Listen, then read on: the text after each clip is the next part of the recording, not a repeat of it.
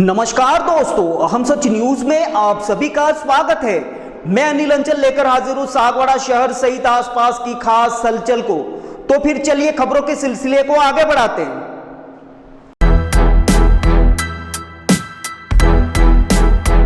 डूंगरपुर जिले के सागवाड़ा शहर में उपखंड स्तरीय गणतंत्र दिवस समारोह पूर्वक मनाया गया।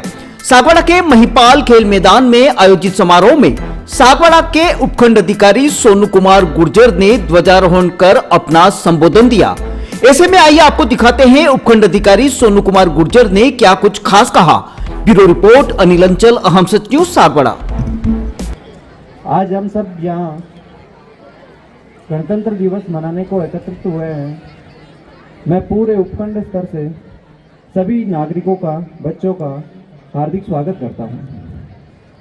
मंचासीन मेरे उपखंड स्तरीय समस्त अधिकारीगण, कर्मचारीगण, माननीय एमएलए साहब एवं संबंधित प्रेस क्लब के संबंधित पदाधिकारी एवं अन्य जितने भी कर्मचारी, अधिकारी, आम जनता जो भी मेरे समक्ष उपस्थित है, मेरा प्रणाम स्वीकार करें। सबसे पहले मैं छात्रों का ध्यान अपनी ओर आकर्षित करना चाहूँगा। आप सभी एक साथ भारत माता की जय का उद्घोष करेंगे। सब रेडी है?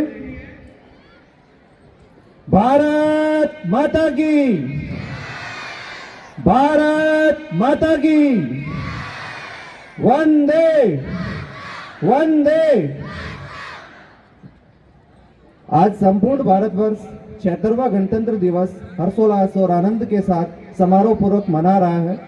इस अवसर पर आप सभी को मैं बहुत बहुत बधाई और शुभकामनाएं देता हूं। आज हम उन सभी नाम अनाम वीर स्वतंत्रता सेनानियों का स्मरण करते हुए गर्व का अनुभव कर रहे हैं, जिनकी कुर्बानी के कारण स्वतंत्र हुए अपन और एक विशाल गणराज्य के रूप में विश्व पटल पर भारत सुशोभित हुआ। आज़ादी के समय हमारे पास अपना कोई संविधान नहीं था, क्योंकि आज़ादी से पूर्व हम राजतंत्र को फॉलो कर रहे थे, तो उसी के नियम, कानून, कायदे अपन को मानने थे। लेकिन आज़ादी के बाद हमारा संविधान जो है वो अस्तित्व में आया और संविधान 26 जनवरी 1950 को लागू किया गया।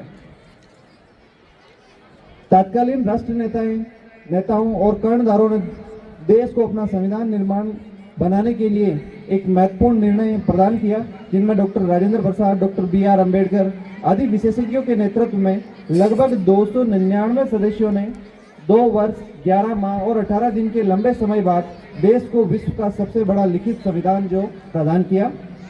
भारत का संविधान विश्व के विभिन्न गणतंत्रात्मक राज्यों के संविधानों, विधानों का विस्तृत अध्ययन करने के बाद भारत के सांस्कृतिक, ऐतिहासिक एवं राजनीतिक परिप्रेक्ष्य को ध्यान में रखते हुए बनाया गया, जिसे 26 जनवरी 1950 को लागू किया गया। गणतंत्र दिवस प्रत्येक नागरिक को हमारे संविधान और गणतंत्र की महत्ता याद दिलाता है और हमें हमारे संविधान प्रदत्त संवैधानिक अधिकारों के संरक्षण का आश्वासन देने के साथ साथ हमें राष्ट्र और राष्ट्रीय एकता के प्रति हमारे कर्तव्यों को भी याद दिलाता है। एक समृद्ध, सशक्त और विकसित राष्ट्र के निर्माण में प्रत्येक भारतीय का महत्वपूर्ण योगदान आवश्यक है, लेकिन चूंकि हम जानते हैं कि भारत जो है युवाओं का देश है और भारत में लगभग 35% आबादी जो है युवा आबादी है। अतः भविष्य के भारत के निर्माण में युवा शक्ति का योगदान अत्यंत ही महत्वपूर्ण साबित होने वाला है। देश के नीति निर्माता, बुद्धिजीवी और सरकारें इसी युवा शक्ति के सामर्थ्य और प्रतिभा का सही दिशा में उपयोग करते हुए 2047 तक विकसित राष्ट्र का सपना देख रहे हैं। लेकिन हमें सचेत होने की आवश्यकता है, क्योंकि आज की युवा पीढ़ी बदली, नशाखोरी, अनैतिक और अमर्यादित जीवन शैली, सोशल मीडिया के प्रयोग आदि का अभूतपूर्व उपयोग के बाद भारत के सुनहरे भविष्य को ग्रहण लगाने की ओर अग्रसर भी है। आज युवा बहुत ही जल्दी अवसाद और तनाव का शिकार भी हो रहा है। रिश्तों के टूटने पर, जीवन में प्रेम प्रसंग या करियर में असफल होने पर वे सोशल मीडिया या नशे का जो है सहारा लेता है और उसी से अपना भावनात्मक संबलन जो है वो प्राप्त करना चाहता है, जो कि क्षणिक और अस्थिर है युवाओं को ऐसे तनाव व अवसाद के समय घर परिवार के सदस्यों, गुरुजनों, आसपास के मित्रों के संवाद स्थापित कर भावनात्मक संवेदनात्मक सहयोग प्राप्त करना चाहिए, जिससे समाज में आत्महत्या, नशाखोरी, बढ़ती अपराध प्रवृत्ति एवं सोशल मीडिया पर जो आभासी फेमसनेस है उससे निजात मिल सके।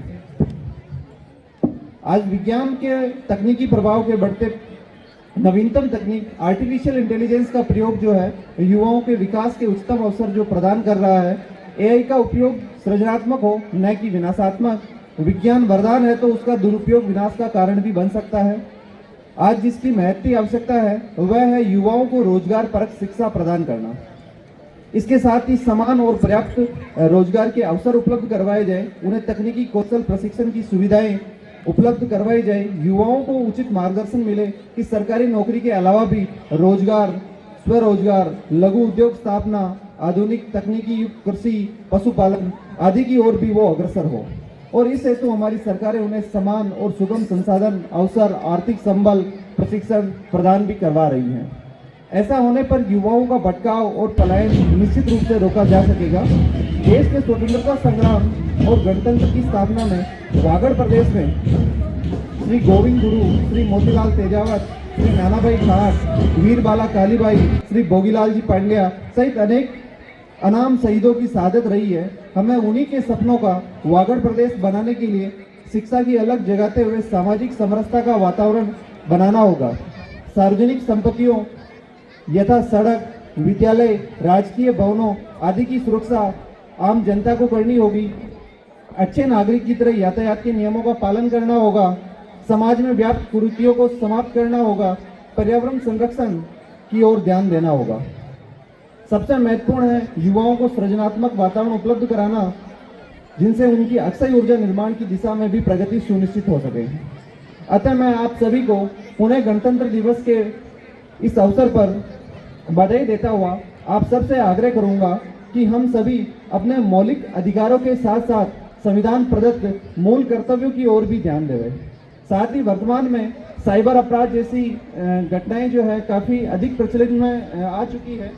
ऐसे समय में आप सबसे ये निवेदन करूंगा कि यदि आप एंड्रॉयड मोबाइल यूज करते हैं तो उसको सावधानी के साथ यूज करें। अपनी बैंक डिटेल्स, अपने आधार कार्ड, OTP आदि किसी के साथ शेयर नहीं करें, क्योंकि भारत सरकार खुद इस दिशा में अपने प्रयास जो है वो लगातार कर रही है।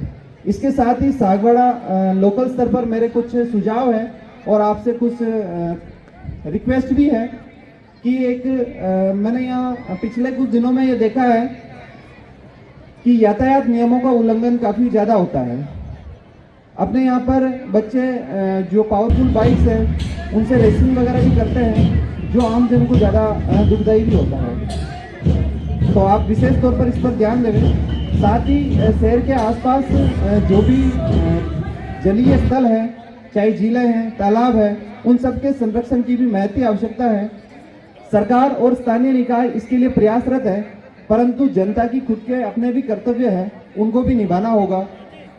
ये पूर्ण उत्तरदायित्व सरकार का और स्थानीय निकायों का है कि वो सफाई रखें, परंतु जनता जो है उनका ये पूर्ण कर्तव्य है कि वो गंदगी ना फैलाएं। इसी के साथ मैं अपने शब्दों को विराम देता हूँ। जय हिंद।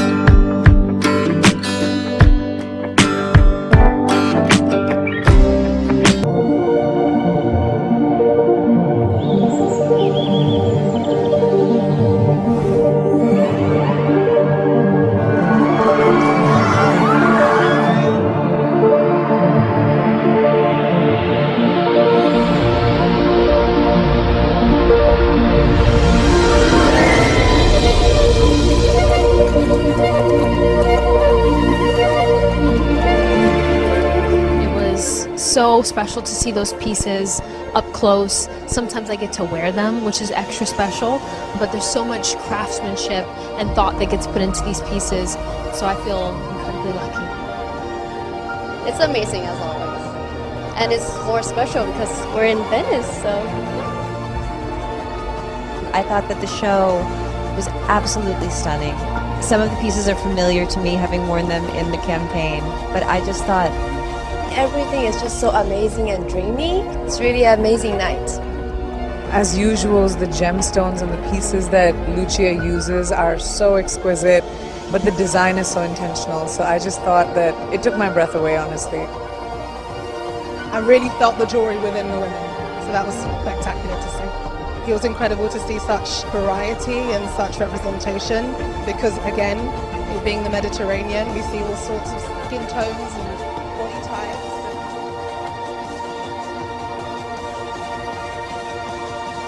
तो फिर अब मुझे दीजिए इजाजत, हम फिर मिलेंगे ऐसी खास और अहम खबरों के साथ। तब तक के लिए जय हिंद, जय भारत। दोस्तों, अगर आपने हमारे चैनल अहम सच न्यूज को अभी तक सब्सक्राइब नहीं किया है तो इसे आज अभी और इसी वक्त चैनल को सब्सक्राइब करें ताकि सागवाड़ा शहर सहित आसपास की ताजा खबरें आप तक पहुंच सके।